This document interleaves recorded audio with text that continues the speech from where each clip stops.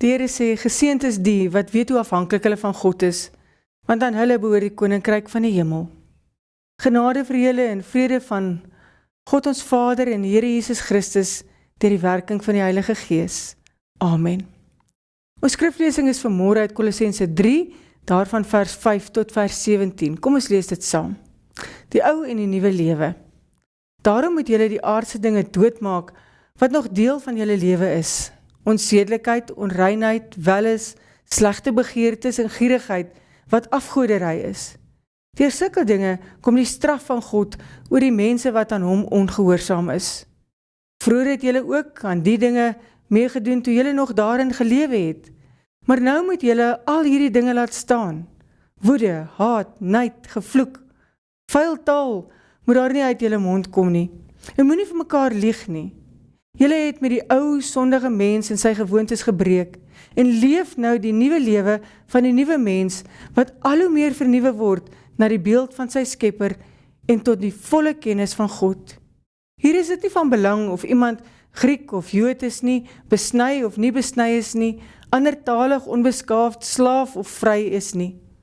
Hier is Christus alles in almal. Julle is die uitverkore volk van God wat hy baie lief het. En daarom moet julle meer lewend, goedgesind, nederig, sagmoedig en verdraagsaam wees. Wees geduldig met mekaar en vergewe mekaar as die een iets teen die ander het. Soos die Here julle vergewe het, moet julle mekaar ook vergewe. Bo dit alles moet julle mekaar lief hê. Dit is die band wat julle tot die volmaakte eenheid saambind. En die vrede wat Christus gee, moet in julle lewens die deurslag gee. God het julle immers geroep om as lede van een liggaam in vrede met mekaar te lewe. Wees altyd dankbaar. Die boodskap van Christus moet in sy volle rykdom in julle bly. Leer en onderrig mekaar met alle wysheid. Met dankbaarheid in julle harte moet julle psalms, lofgesange en ander geestelike liedere tot eer van God sing. En wat julle ook al sê of doen, sê en doen dit alles in die naam van die Here Jesus en dank God die Vader deur hom. Ons lees net tot sover. Geliefdes, ons tema is vanmôre, wie is ek? Nou geliefdes, in ons Here Jesus Christus, as ek hierdie teksgedeelte lees, dan wonder ek baie keer, wie is ek ten opsigte van hierdie teks? Waar staan ek in my geloof, in my verhoudinge? En wat verwag God van my? En baie keer wonder 'n mens, het ek regtig 'n plek in my geloofsgemeenskap waar ek my bevind? Maak ek regtig 'n verskil? Soveel vrae wel in 'n mens op oor wie jy is en wie jy nie is nie, wat jy doen en wat jy nie doen nie. Laat ek begin met 'n eenvoudige en dalk 'n eerlike prentjie. Dink aan daardie oomblik laat in die aand wanneer alles begin stil raak, die huis is rustig, die dag se geraas het gaan lê, en dan kom die gedagtes. Jy dink terug aan wat jy gesê het, hoe jy gereageer het, waar jy weer tekort gekom het. En soms fluister daar 'n stem, is dit regtig wie jy is? Wil jy regtig waar daardie monster mamma wees, wat uit jou uitgespring het toe jou kind vir die soveelste keer nie gedoen het soos jy gesê het nie? Is jy regtig daardie mislike man, net omdat jy voel dat jy onregverdig behandel word, en nou met die hele lewe en die hele wêreld onderlei? Is dit regtig wie jy wil wees of wie jy is? Ek dink die antwoord is nee. Geen mamma wil 'n monster mamma wees nie, en geen man wil die mislike een wees waarmee niemand iets te doen wil hê nie. Let mooi op, die vraag is nie, is jy Christen op papier nie, of dra jy 'n Christen naamplaatjie nie, maar hoe lyk jou geloof wanneer niemand kyk nie? Hoe lyk dit in jou huwelik, jou gesin, jou werk, jou innerlike wêreld? Wat maak dat jy anders optree as wie jy werklik wil wees?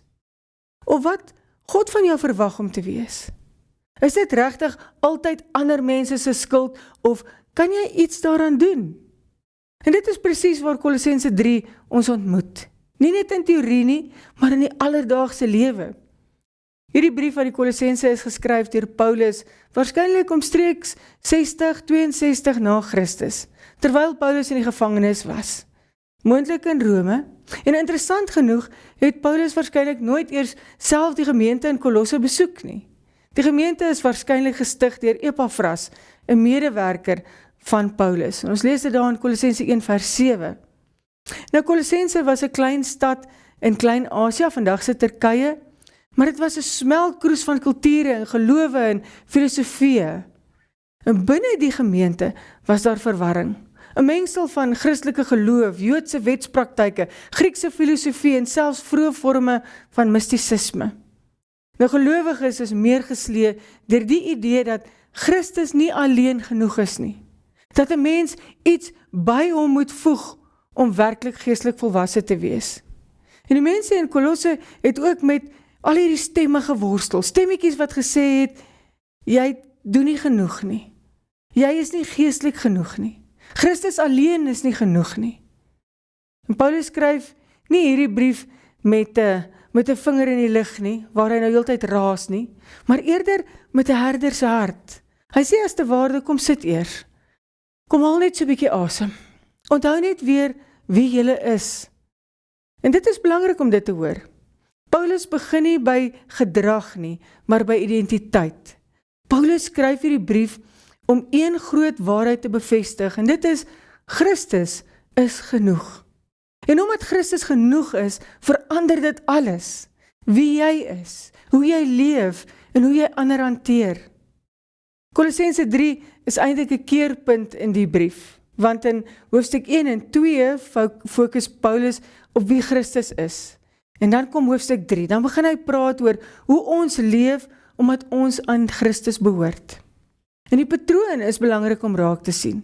Eers identiteit, dan etiek. Eers wie jy is, en dan hoe jy leef. So baie keer probeer ons dit omkreer. Ons probeer reg leef om iemand te word. En Paulus sê nee. Jy leef anders, omdat jy reeds iemand in Christus is. Wie is ek sonder Christus? Ek dink vers 5 tot 9 som vir ons ietsie daarvan op. Wanneer Paulus praat van die ou mens, praat hy van daardie bekende manier van leef, wat ons almal ken. En jy sien dit, wanneer jy weer skerp reageer, en later wens, jy kan jou woorde terugtrek. Jy sien dit, wanneer jy iemand vermy, omdat vergifnis te swaar voel, of in my hart hierdie bitterheid bly koester teenoor iemand wat my seer gemaak het. Jy sien dit, wanneer jy jou waarde meet aan prestasie en erkenning of sukses of ander mense se goedkeuring. Of as jy jouself vergelyk met ander en altyd tekort voel. En Paulus sê, maak dood die aardse dinge in julle. Hy praat van daardie onsedelikheid, onreinheid, hartstog, bose, begeertes, gierigheid, woede, driftigheid, kwaadwilligheid, skeltaal en leuns. Dit is nie 'n lys om ons te laat skuldig voel nie. Dit is eintlik meer soos 'n spieël wat hy ophou en sê, kyk hierdie dinge. Hierdie dinge beskryf 'n lewe waar die eie ek in die middel van alles staan. 'n Lewe waar my begeertes en my regte, my gevoelens en my behoeftes heeltyd die laaste woord het. En dit klink radikaal, maar pastoraal beteken dit, moenie maak of dit normaal is nie. Moenie dat daardie dinge jou identiteit word nie. Dit is nie wie jy is of wie jy wil wees nie.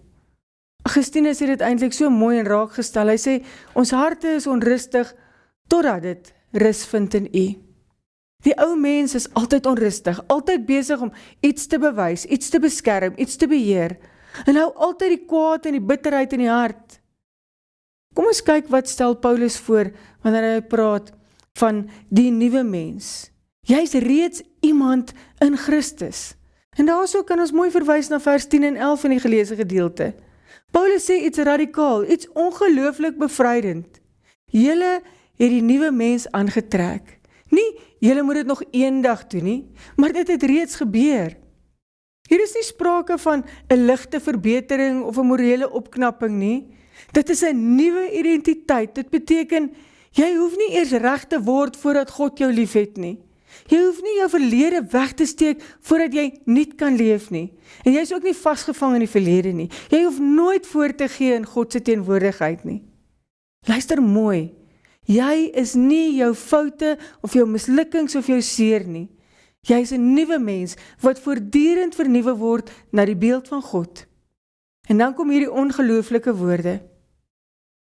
Hier is daar nie 'n Griek of Jood, slaaf of vry man nie, maar Christus is alles in almal. Ons identiteit word nie meer bepaal deur kultuur of status of opvoeding of geslag of sosiale posisie nie, maar deur Christus alleen. Dietrich Bonhoeffer sê vir my 'n mooi ding. Wie ek is, weet net God. En dit is genoeg. As God jou definieer, dan hoef niemand anders dit te doen nie. Paulus word baie prakties. Die ou vertaling vertaal dit so, hy sê, beklee julle dan met innige meegevoel, goedhartigheid, nederigheid, sagmoedigheid en geduld. En hy maak dit praktyk waar geloof regtig wys. En dit is in ons verhoudinge. So ek gaan lees weer die slag, vers 12 tot vers 14. Want Paulus bring het eintlik hier na my huis toe. Hy praat nie oor groot geestelike oomblikke nie, maar oor die klein, moeilike goed. Geduld, wanneer jy eintlik klaar is. Hoe jy praat, en hoe jy met jou lewensmaat praat, wanneer jy moeg en gefrustreerd is. Sagmoedigheid, wanneer jy reg voel. Hoe reageer ek as iemand my heeltyd teleurstel? Kan jy vergewe, selfs wanneer jy nie 'n verskoning kry nie, of vergifnis, wanneer jy onthou wat gesê of gedoen is, maak dit weer 'n keer seer. Laat ons eerlik wees, vergifnis is nie natuurlik nie. Dis 'n keuse wat uit genade groei. As jy nie vergewe nie, is dit dieselfde as om heeltyd die bittergif uit iemand anders se beker te drink. En Paulus se aanbeveling, hy sê, soos die Here vergewe het, so moet julle ook vergewe. Iemand het ook eenmaal geskryf, om 'n Christen te wees, beteken om die onvergeeflike te vergewe, omdat God die onvergeeflike in jou vergewe het. En dit beteken nie, jy ontken die seer nie. Dit beteken eenvoudig, jy vertrou God genoeg, dat daardie seer, nie in jou hart, nie jou optrede sal beheer nie. En wat verwag God dan van my? Ek dink, gaan lees weer 'n keer vers 15 tot 17, Paulus sê, som dit so mooi op daar. Miskien dink jy, dis alles mooi, maar wat verwag God dan prakties van my? God verwag nie volmaaktheid nie, maar God verwag oorgawe. En daarom is vers 17 vir my so belangrik. Vers 17 lees dit weer saam met my. En wat julle ook al sê of doen dit alles in die naam van die Here Jesus en dank God die Vader deur hom. En hier val ons so dikwels. Die eie ek wen so baie keer. Ek tree nie altyd op in die naam van Jesus nie. As jy iets doen vir jou eie gewin, of omdat dit jou wil is, weet jy, kan ons dit maar eintlik los. Alles wat ons doen en alles wat ons sê, moet ons doen in die naam van die Here. Vra telkens die vraag, oor wie gaan dit hierso? Gaan dit oor my, wat ek wil hê, of gaan dit oor wat God wil hê? En nie my eie ego, as mense nie met my saamstem nie. Paulus gee vir ons eintlik 3 eenvoudige rigtingwysers. Laat die vrede van Christus regeer, nie jou vrees nie, nie jou skuld nie, nie jou behoefte om alles te beheer nie. Met ander woorde, nie my emosies nie. Tweedens sê hy, laat die woord van Christus in jou woon, nie net as Bybelkennis nie, maar as 'n stem wat jou vorm. Ook nie net op 'n Sondag wanneer ek in die kerk sit of na die preek luister nie, maar my hele wese, my denke, my besluite, my gesprekke. En dan doen alles in die naam van die Here Jesus. Met ander woorde, leef bewus dat hy teenwoordig is, ook in die gewone optrede, lewe in my optrede teenoor ander. Die evangelie is nie net 'n ABC van die Christelike lewe nie. Dis eintlik die A tot Z van my Christelike lewe. Geliefdes, wie is ek vandag? Die vraag is nie of ons osself kan definieer nie. Die vraag is waar volgens hierdie teks vandag vir ons vra en met ons praat. Hierdie teks vra nie vandag vir ons groot beloftes nie. Dit vra net van jou eerlikheid. Eerlikheid oor waar jy staan. Eerlikheid oor jou verhoudinge. Eerlikheid oor wat jou hart regeer. Wie is ek? Ek is iemand wat mag groei. Ek is iemand wat uit genade leef. Ek is iemand in wie Christus alles is. En weet jy, dit is genoeg. Kolossense nooi ons om elke dag te sê, ek behoort aan Jesus.